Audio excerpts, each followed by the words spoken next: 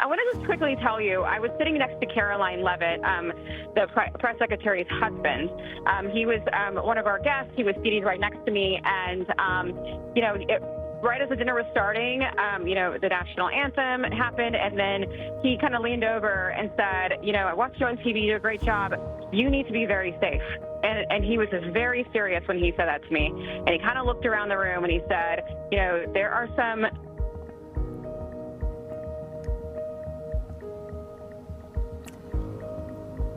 Sounds like we lost Aisha's phone there. And this happens, by the way, especially when you have so many people attempting to utilize the same cell service at the same time. It'll be funny. It'll be entertaining. There will be some shots fired tonight in the room.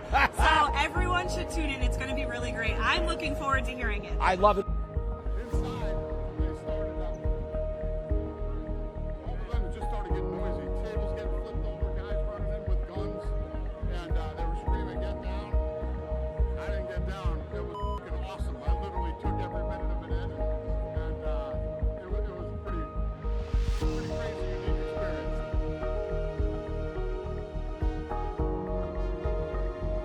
And we looked at all of the conditions that took place tonight, and I will say, it's not a particularly secure building.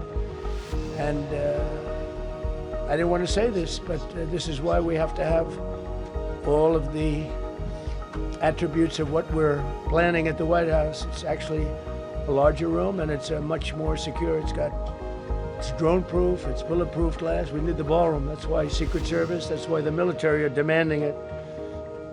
They've wanted the ballroom for 150 years for lots of different reasons, but today's a little bit different because today we need levels of security that probably nobody's ever seen before.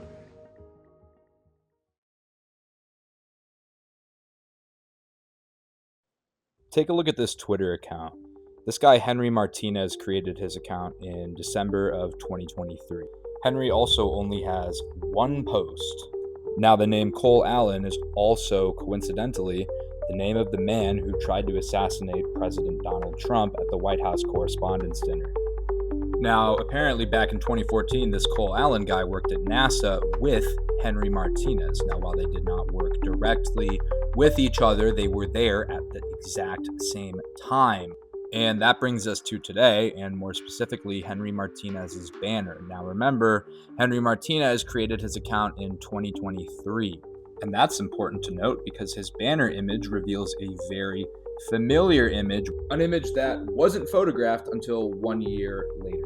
This image also originating from a website called Time Machine, and that was back in 2022. Now, this dude Cider Hype on Twitter also pointed out that this image was used almost a year later on a song called Four Chargers. He added that coincidentally, or maybe not coincidentally, there were 4 people visible in the photo. Now let's take a look at Henry's profile photo. It's a photo of Pepe the Frog in a tuxedo holding what I assume to be champagne. Now let's take a look at what Trump was wearing on the night of his alleged assassination attempt. Looks pretty similar to me.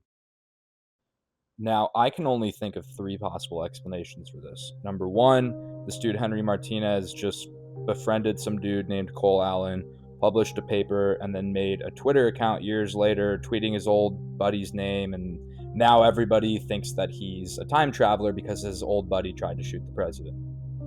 2, it's massive psyop from the government to try and fool people, and I don't really know why they would do this, but that's option 2. Or number 3, this dude's actually a time traveler. And I honestly don't think it matters which one it is. I think it's extremely unlikely scientifically for this dude to actually be a time traveler. I think the scientific answer is it's just a bunch of coincidences and it's somehow faked and there's no real explanation for it, or there doesn't need to be an explanation for it because it's not worth looking into. But I've actually seen a lot of people bring up really great points. If this is the most secure room in the world at that moment, how did this guy get in with a firearm? Even Fox News was asking this question. And I also understand that President Trump is one of the least popular presidents in history. Even Fox News has his approval rating sitting at about a 41%. But President Bush also had approval ratings even in the 30s, and he never saw 3 assassination attempts within less than 2 years. And something I've seen brought up is that every time that Trump has had an assassination attempt, he's gained something from it. A lot of people credit his election win with the Butler assassination attempt, as well as the one outside the golf course. And like I showed in the beginning of the video, Trump spent a large majority of his press conference after the shooting talking about how he needs the ballroom. Does this mean that President Trump faked the assassination attempt in order to justify the ballroom that a judge denied him? I don't know, and I don't think so, but there are a lot of coincidences in this story. Now, what I don't want is for your takeaway from this video to be the president is lying to you and he's faking these assassination attempts for personal gain. That's not what's happening here, and that's not what I'm saying. What I do want is for you to be critical and to think about things differently and to do your own research on stuff and not just take what people are telling you the story is at face value. Because the truth is, I'm just like you. I'm just a regular dude, and I don't know what's going on.